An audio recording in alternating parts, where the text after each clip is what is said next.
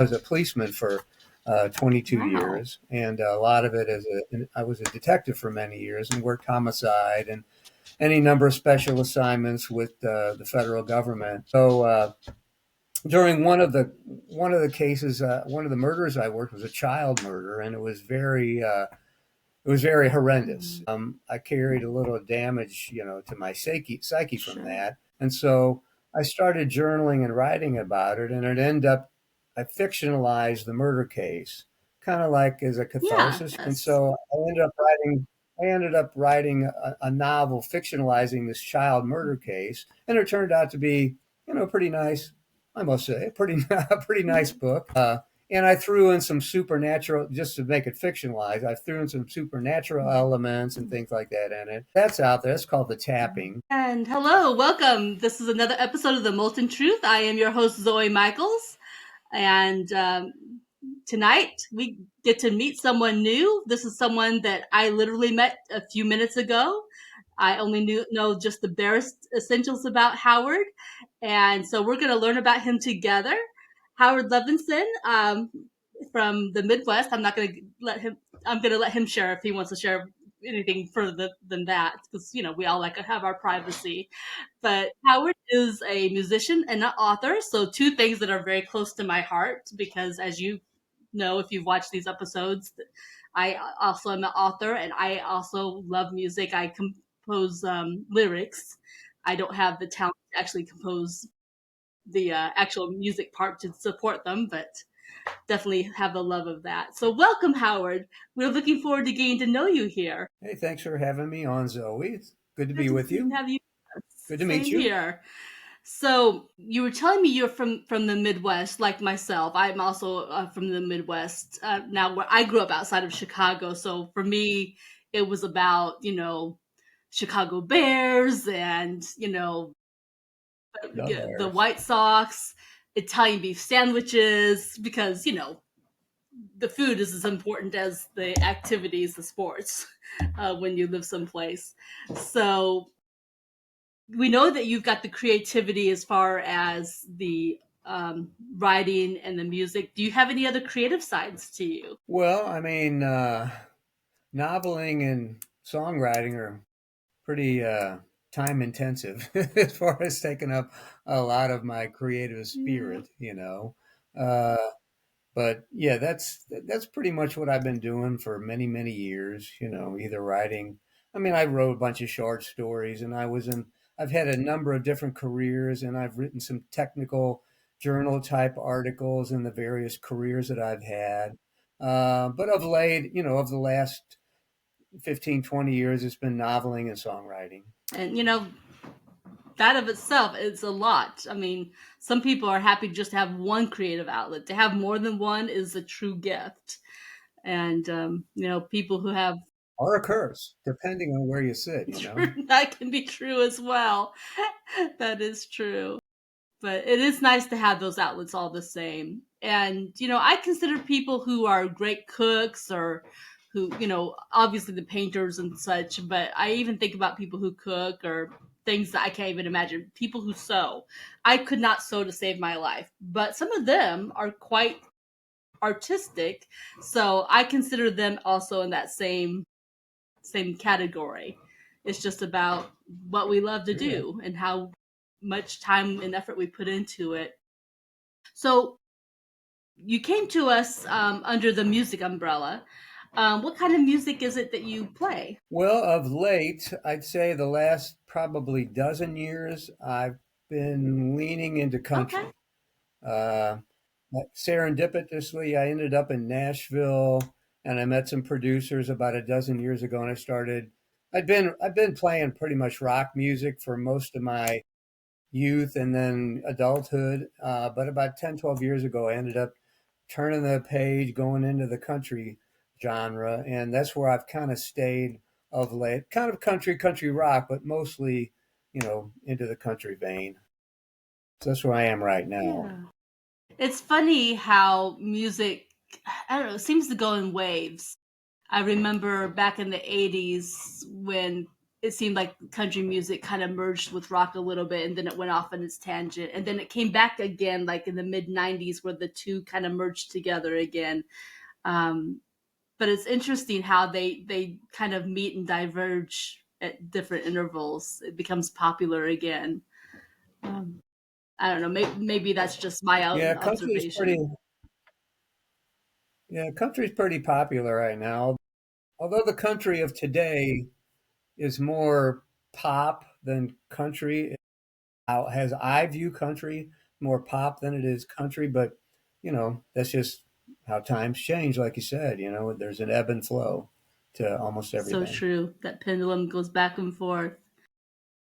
I'll never forget how surprised I was one day. Was it probably a decade ago now? I can't believe it's been that long.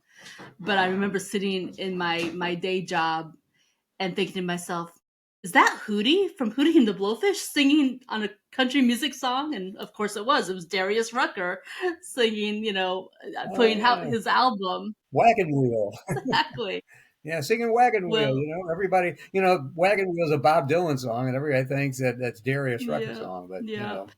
he made it He did. famous. Although for me, it was not that song that clued me in. It was a different song altogether that was on the radio. But it was just that unmistakable sound of his voice. It was just like, Yeah, yeah, yeah. is that who I think He's it gone is? country. Yeah, Exactly, like yeah, Alan he Jackson has. saying.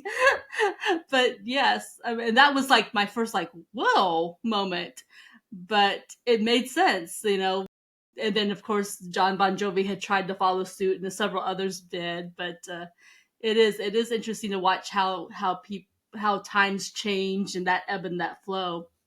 Um, I didn't have the opportunity to listen to any of your songs, but as with most of the artists I speak to, you're an indie artist, correct? Yeah. Right, right. So, Yeah, and I mean, I have not all of my songs, but a bunch of them that are on all the streaming platforms, Spotify and whatever. Um, like I said, I've recorded a bunch in Nashville and some other studios, some things locally here, but a bunch of it in Nashville. And yeah, we're indie artists because it's a community of people who love to play music. And are we ever going to be on terrestrial radio where somebody's going to be playing our song every 90 minutes? and would you want Negative. to be? Probably not. Very well, monetarily maybe, but that's just for the majority of people, it's just not going to happen. But there's so much good local music, and that's why I you know I grew up like you in a city. I grew up in St. Louis, and so of course we had the Cardinals and the Blues, sports teams, but um, we moved out to a farm a long while back, and I live in a small community. I'm 30 minutes away from the grocery store and a Walmart, so I play a bunch of small towns. I'm playing coffee houses and bars and wineries and restaurants and things like that. A lot of it's solo, sometimes with a couple other guys, fellow musicians, but that's where that's the most enjoyable part of it because when you play small venues like that, you never know what's going to happen. Somebody might show up that you played there a month ago and they say, "Hey, man, I really like that song you played. Play such and such a song because I really related to it." And you're not going to get that in a bar at 1 in the morning in some Well, major that's city. true. Just not going to That's get it. true.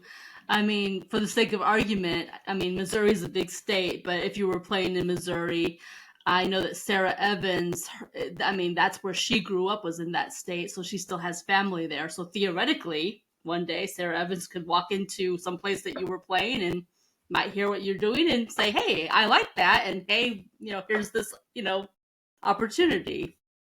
Things happen. Sheryl Crow's Yeah, from Missouri. did not know that. Sheryl Crow's from a small town in Missouri, yeah, but they all moved out to LA Well, or yeah, wherever. it'll happen. But you just never know. It's like you said earlier, kind of sometimes it comes down to serendipity. But right place, right Yeah, time yeah, yeah. for lightning to strike.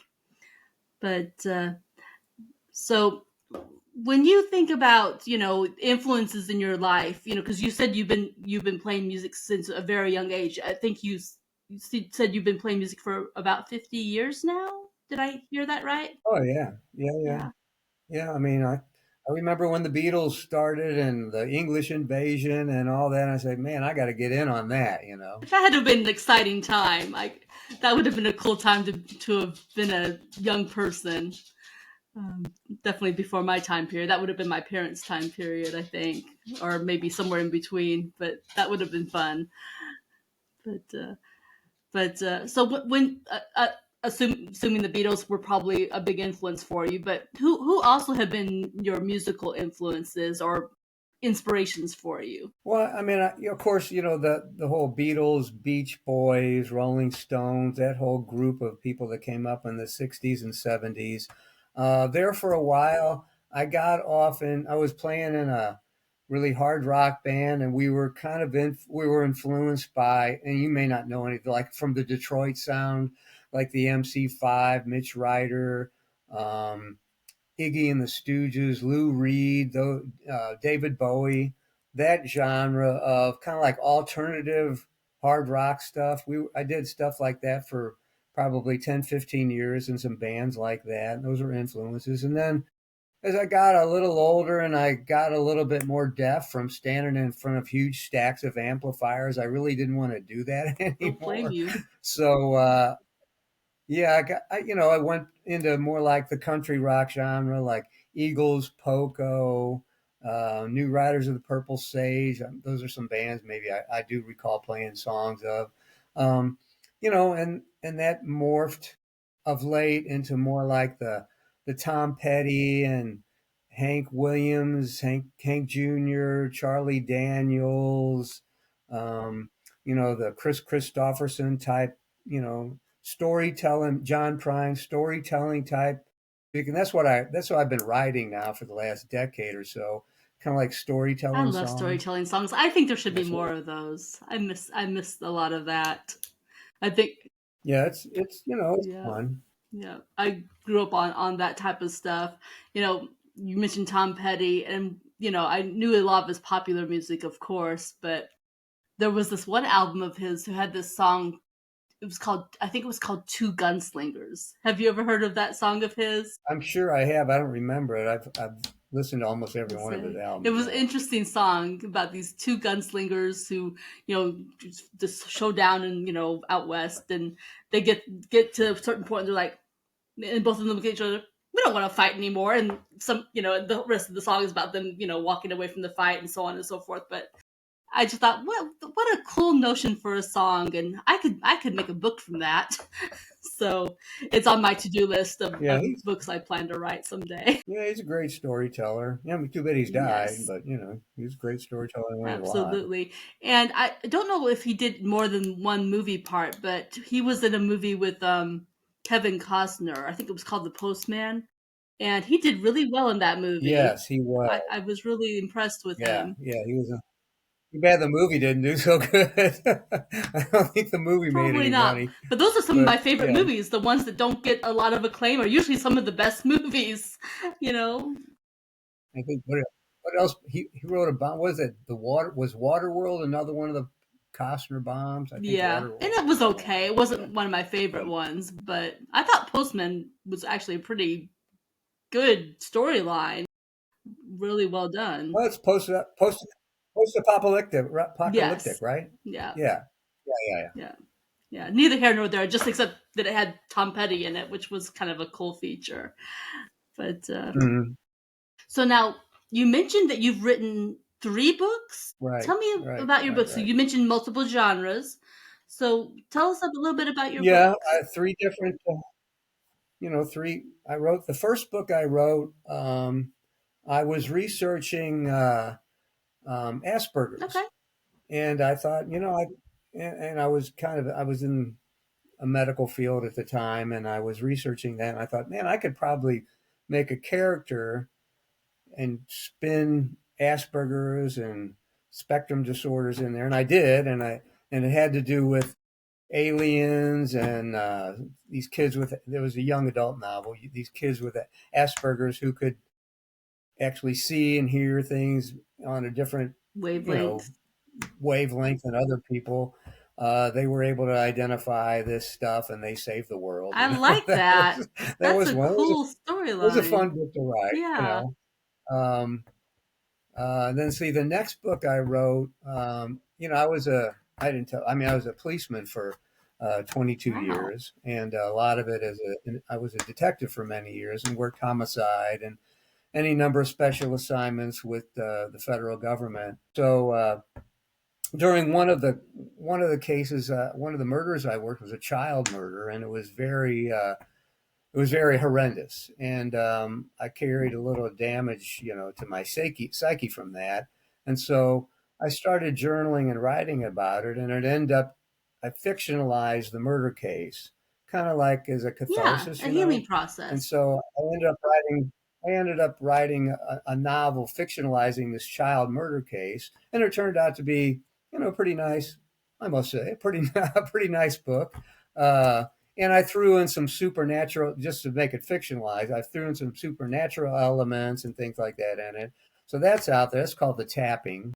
Um, and then my third book is a government conspiracy invasion of privacy novel that has some musical overtones, threw some music stuff in it, music industry stuff in there. But basically, and I wrote that about over 5 years ago. And so much of what in that book, it's called Unseen Forces, so much of what has happened over the past 5 years or so that I wrote that really wasn't happening as far as government intrusion and privacy issues has turned out to be happening. It's like, man, either if it gets as bad as it gets in my book, which is fiction, we're in a heap of trouble. Isn't it funny how sometimes life imitates fiction or fiction imitates life? I can never be Sure. sure which one, but sometimes a little bit of both maybe. But I always find that interesting how,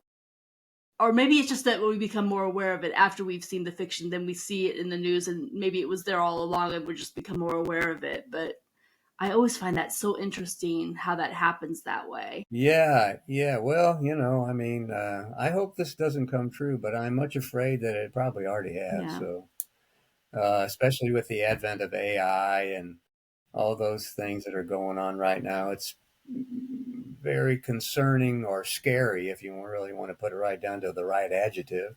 It's scary. And I certainly see where you're coming Well, it's all from. the happy talk we Right? Yes, happy would be have. nice, wouldn't it? There's plenty of things to worry Yeah. about. But worry, doesn't change tomorrow, and it certainly doesn't extend our No. life any.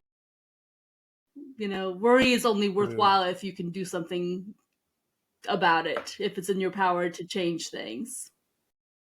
So, True yeah. that. There's probably a song in there somewhere. I'll leave it to you. You're the There's professional. probably been a dozen songs written, I bet. Yeah. Yeah, a dozen of them. Yeah. So, what are your plans like? Do you have plans to put out any albums in the near future? Or are you currently in a songwriting mode? Or how is your life structured at this time? Yeah. Well, I signed with an indie label called Big Records. They're out of Canada, Big Records World. And we've been doing a few things and putting some songs and videos out. And I've got about three or four songs that I'm in the process of either finishing writing or I finished. So I probably will sometime next year, hopefully the beginning of the year, get back in the studio and record these and then put out like an EP, 3 to 5 song EP, probably through Big Records World. You they have they're a they use Universal Virgin Records for distribution, so I'll probably be doing that maybe the first or second quarter of 2026. It just depends on if I get these songs that I'm working on where I'm ready to really go in the studio and finish them Sure. up, because sometimes, I've been working on one for a while now and I was just playing with it today and I just thought, well, what if I change key and change it to different chord structure? And so I was messing with that today and I had thought that song was almost done. And I thought, well, I kind of like this. I kind of like this new sound. So I'm not going to have to mess around with that for the next few weeks or so. I'm sure it'll, It's just all part yeah, of it. absolutely. Sometimes it's worth tearing it back and when you find something that works better. I actually interviewed someone yesterday.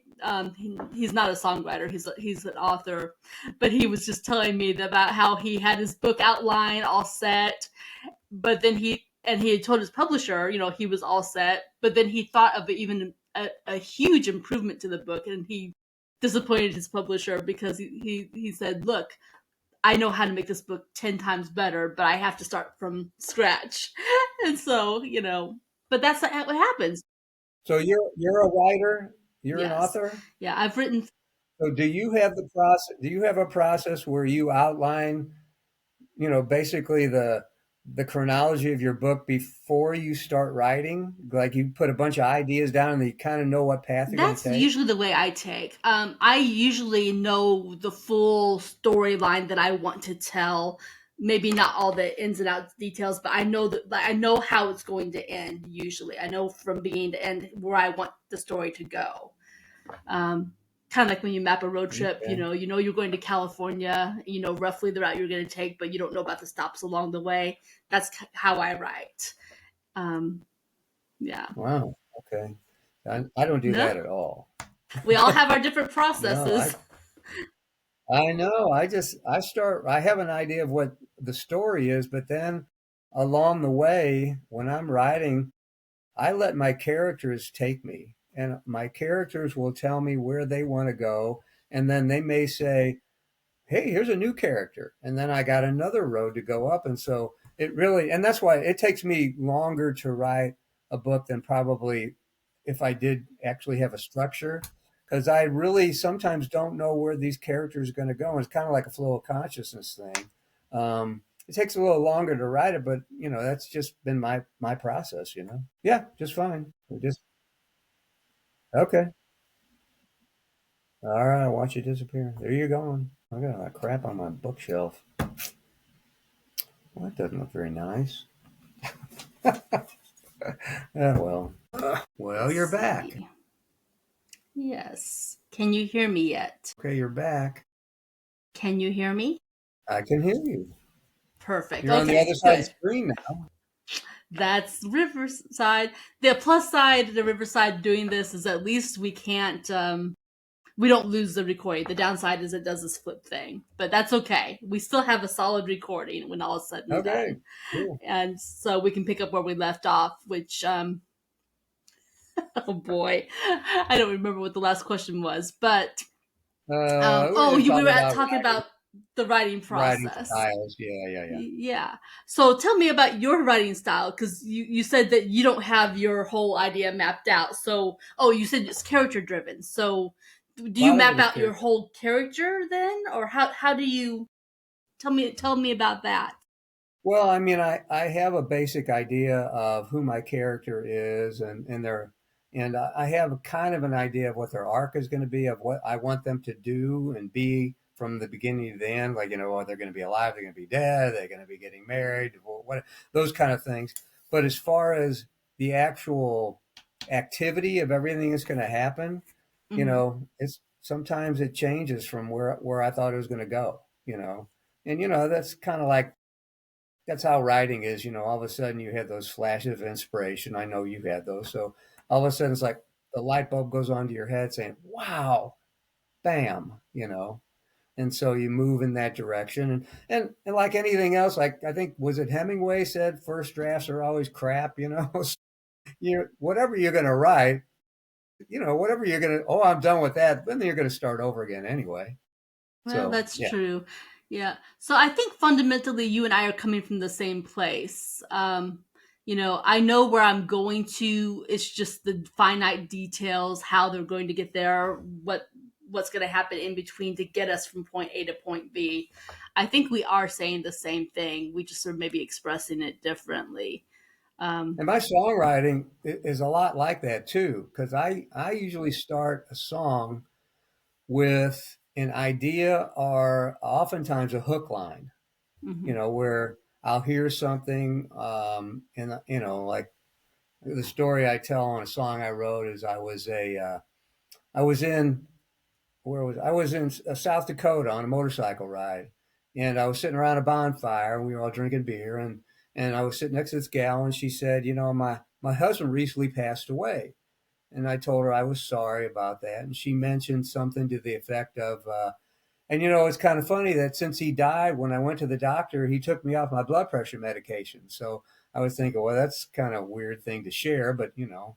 But then she said what became the hook line of the song. She goes, ever since he's been gone, I've been going to town. And so I thought, man, now that you're gone, I'm going to town. That's a That country is. line right there. And then, Yeah, you it know, is. and I ended up writing a song called "Now That You're Gone, I'm Going to Town." It has had nothing to do with that lady and how her husband had a heart attack and died, but it was all about a lady whose husband was not a very nice guy and ended up going to jail. And now that he's gone, she's going to town, and so Yeah, it turned out to be a pretty good country song. So yeah, that's how that just started with that one hook line, and then it went from there. absolutely. That's just it. I mean, those conversations out of the blue, or just someone you meet that, or even just an unusual name. There's so many things that can inspire, whether it be a song or a story. I've got something like that. I've got a story I'm working on that I'm going to call Once Upon the Same Day. And it's because during one of my work days, I happened to pull up a client who, she and her husband were born 2 days apart in the same year. But then later the same day, I met another couple who were born on the same day, and the same year, I think it was. And it got me thinking about, what if you had this couple who met late in life, but they were born in the same town, maybe even the same hospital, but met years and years later after they'd Yeah, had a bit of a life. yeah. So Yeah. once upon the same day. So, Yeah, that's but okay, that's a yeah, cool little idea. Yeah, yeah. But yeah, it's just things that strike and inspire us.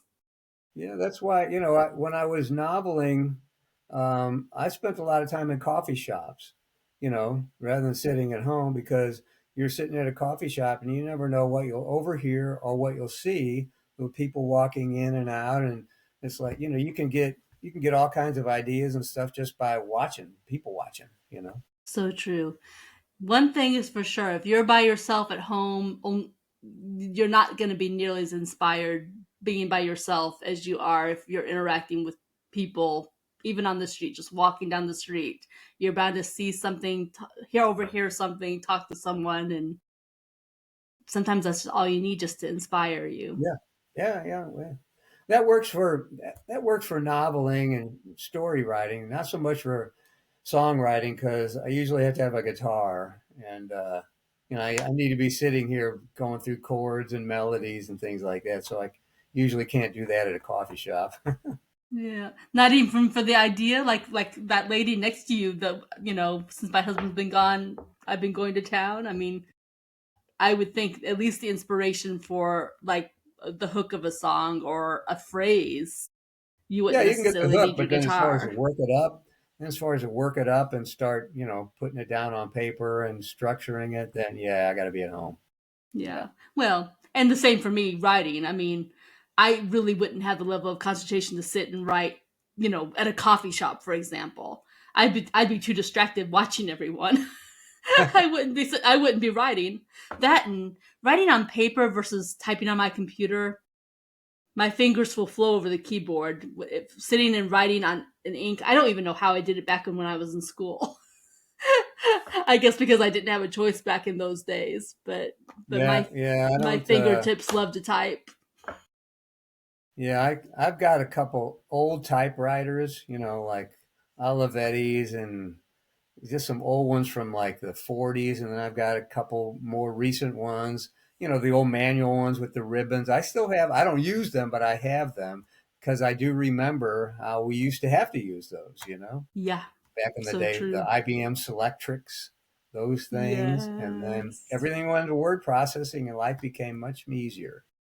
true, true.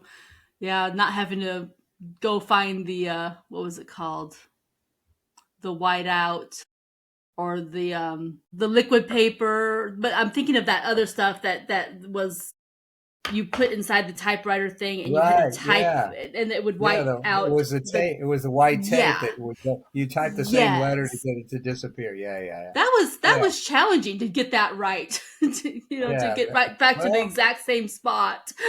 and you probably remember carbon paper then too, back I in the day. do. Yeah. Barely, but I do. I'm Yeah. 51, but Yeah. I'm old enough to remember that. I remember as a policeman, all our forms at one time were three copy carbon papers. You put it in the typewriter and type stuff, and you couldn't use those little tapes because the letter was on the other two copies that were bad. So you had to start over again. Yeah, Yeah. My goodness. How many trees started to be saved once we went to the computers, I yeah, wonder. That yeah. is, if people didn't accidentally hit print and start printing out a book by mistake. Because we know that happened. Oh boy. But yeah, interesting times. Um, I still remember learning how to touch type with a manila folder sitting over my hands. That was a big deal back Oh wow, then. Learning how I to don't touch remember that. type. Yeah. Hmm. Could not look at the Okay. keyboard, had to have your hands covered and figure it out, but you figured it out. Wow. And I don't think kids today get to learn that.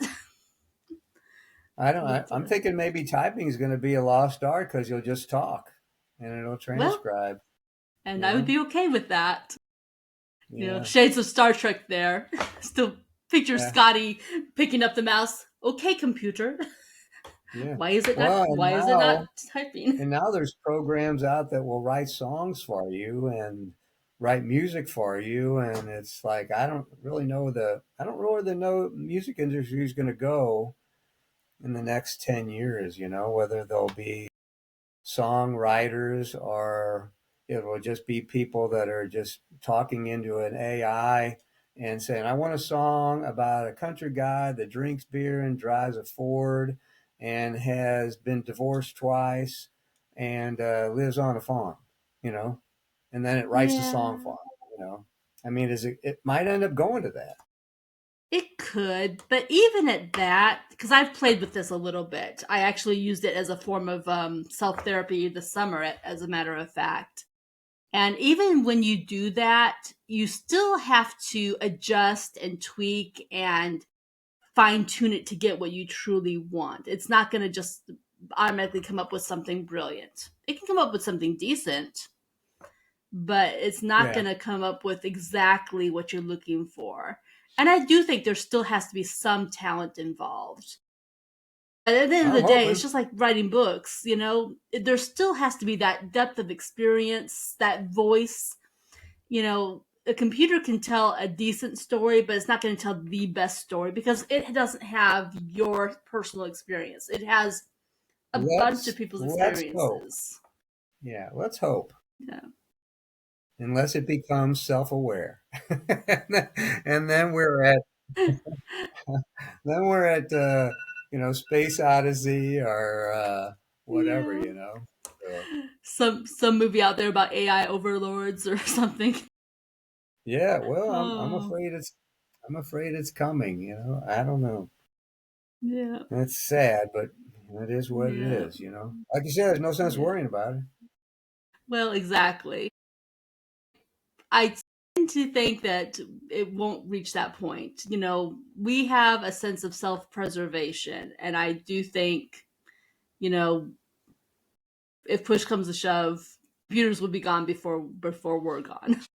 But that's just So you my haven't thoughts seen on that. Terminator yet. I Okay. choose to ignore that one. Interesting. That's Yeah. Well, fiction. We all like to be scared a little bit, but that's only for entertainment purposes. let's But hope. Let's hope. We yeah, just we're at the point now we don't know what we don't know. And true. so not to be conspiratorial in nature, but that is kind of my nature. I'm a little concerned about things that are going on right now, and we don't know what we don't know, but all we can do is get up every day and say thanks and move on. You know. Yeah, yeah. live the best life we know how and make the smartest decisions possible, And and be kind. well, by all means. And that's something that Be kind. hopefully people will take to heart, because I think while there are a lot of kind people, people who are kind naturally, kindness could use a little work in general. I think there's a lot of people who could stand to brush up on that skill. Yeah, it's true. I mean, the golden rule would be great if everybody followed it, but it's hit and miss in today's world. It is, and it's the time we're living in. But if everyone did, it'd be a much nicer place to live if everyone lived by But that one rule. that's a good thing about music and songwriting is that, when you write a good song and it's a relatable song that people can understand and they enjoy, they come away feeling better. And so I kind of like, I think most of us songwriters and musicians out there, that's kind of what we think our job is. We get out there, let's give people something that they can relate to and laugh at and have a good time and go away from the end of the gig and say, wow, that was fun. You know, because really that's what it's all about. Absolutely. Absolutely. Here's the cool thing too about writing books, writing music, and even like people who, act or write for television or things like that. All of these forms of entertainment, you are also shaping the way people think. You know, we do it for entertainment purposes, but there's a lot of power in that and a lot of responsibility. We are putting thoughts out there, and the more people listen to that music or read those books or take in that entertainment, it is shaping them, for better or for worse, and hopefully for the Yep. better. Yeah, hopefully for the better. Like the last couple songs I've written have been kind of leaning into the more spiritual nature. One's about, a lady who lost her husband and she's getting ready to move with her daughters helping her pack up. And it's kind of like something that is really happening a lot nowadays. And so people are going Mm-hmm. to relate to that song. Then I got another one where, um, like it's all about how, none of us are perfect. The title is All Fall Down. We all fall down. And the Good subtitle title. is Ask, Seek, Knock, because it's kind of biblical thing going there. And Mm-hmm. so, I kind of going along those lines of late because I think more people are looking for that kind of stuff. Rather than, I got a bunch of songs about trucks and beer and girls and things like that, but I'm leaning kind of like going towards this other, and trying to be a little bit more reflective and contemplative. Sure. More people are Absolutely. going that way, I think. Absolutely. So as we've been talking this whole time, I've been, looking at your guitar there in the background, and I'm Oh, curious, is that the only instrument you play, or do you have other instruments that you also tinker with? I got a bunch of them back there. Well, yeah, you do. I see a banjo The among them, guitars. or a couple of banjos. Yeah. Well, no, I play that, and then I play harmonica. I play harp. But I do not. I never did learn how to play piano. I wish I had, but I don't play piano. I'm a guitarist and a harp player. That's about it. Well, I still think that's noteworthy. You know, I never had I don't know if I'd call it patience or the fortitude, or what descriptive to use for it, but to really learn to play acoustic guitar, I just could not take the frets on my hands. It would just hurt to do that, and I Yeah. didn't have the discipline to follow through and really learn it. Though I did enjoy my lessons, which I got for free with some friends, but I just didn't have it.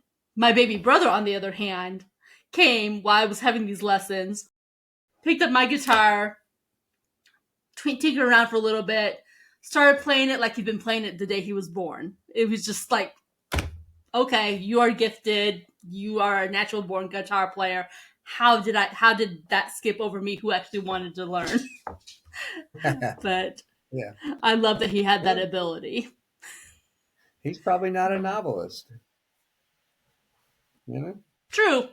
Probably not. There you go. trade-offs.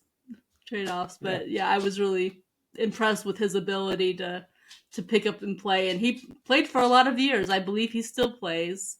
We're not as Oh, much in good. touch now as we had been, but neither here nor there. We're getting down to toward the end of our program, so I do have a question from a previous guest, the random question that we asked. So the last guest who was here, let's see how. Actually, this kind of ties in with what we were talking about being anxious and the worry. He made a reference to Marcus Aurelius about not being overly concerned about things you control versus things you not could not control. So the bottom line for his question was, how do you control worry? Oh, how do you control worry? Well, I think it's best if you just ignore it and think of something else. You can't keep two thoughts in your head at one time. So if you're worried about, oh, I'm worried about I might lose this job, well, then think about something else. Going to the beach, and then the job worry's gone. So it's a strategy, Okay.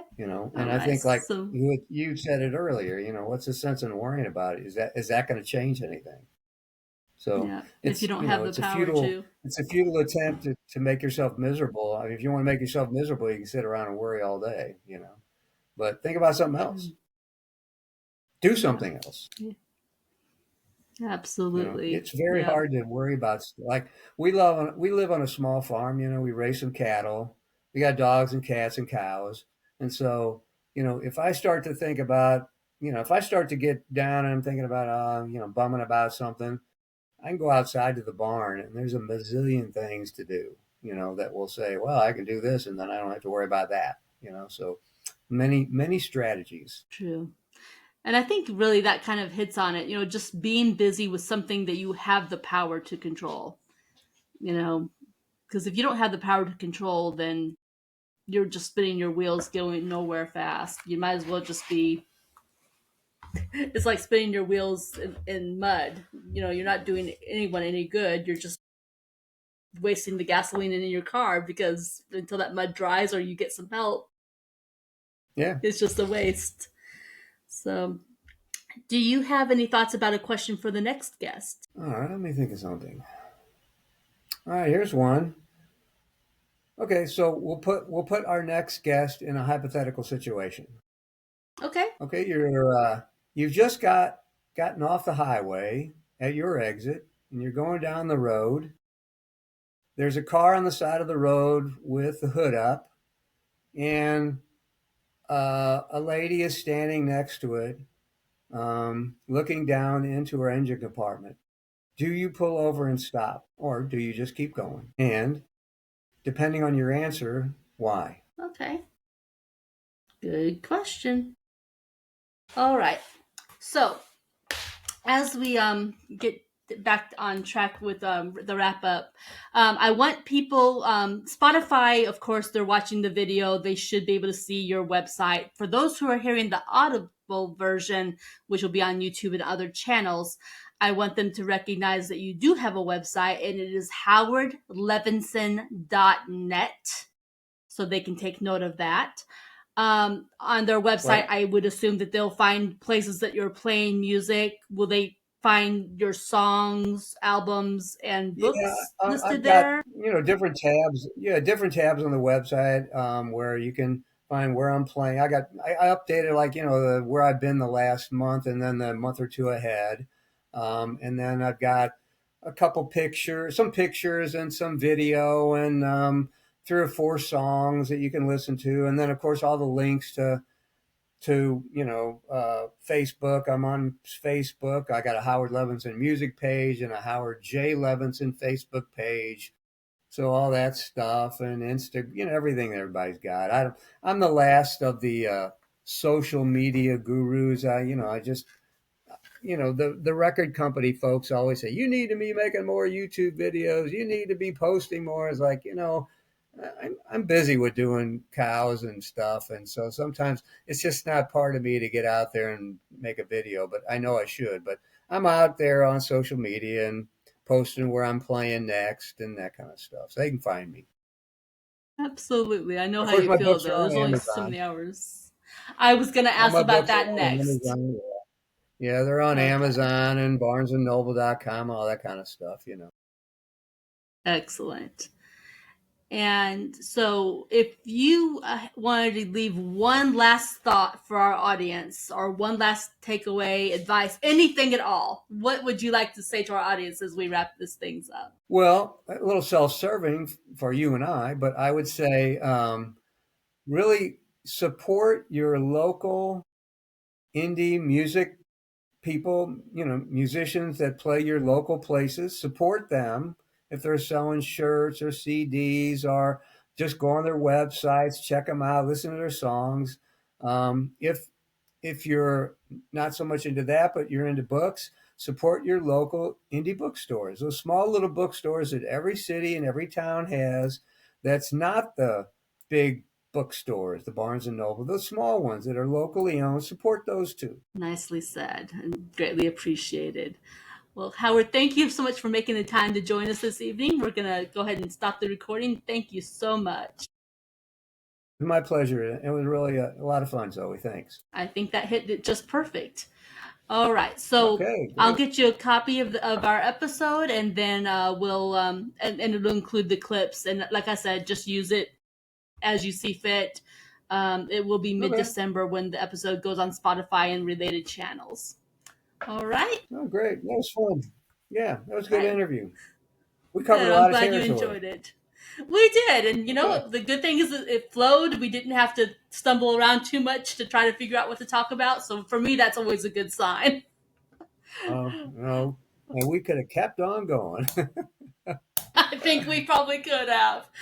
All right. Well, Yeah. I hope you have a great evening. Okay. All right. Take care. All right. Bye bye.